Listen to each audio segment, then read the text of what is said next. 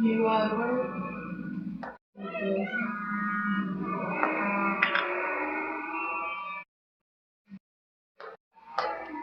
¿Qué te dijo Trump? No le entendí nada de eso.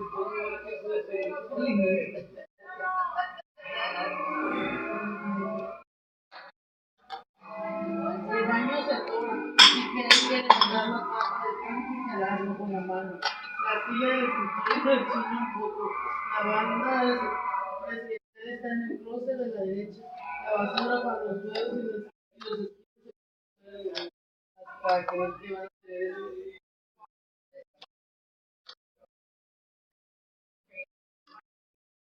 En aquella habitación hay que tener mucho cuidado porque ahí se parece una niña.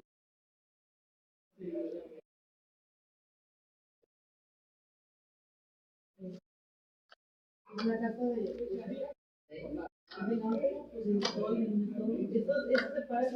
Esa es un de gobierno.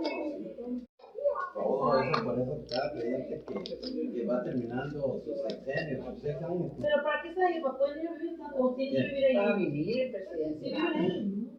Es una casa normal, un palacio para que viva la familia del presidente. Pegado, el mismo corredor que lo sigue y empiezan las oficinas de los pinos. Están 100, 200 oficinas para arreglar toda clase de problemas. No sé qué tantas, 40, 50 hectáreas.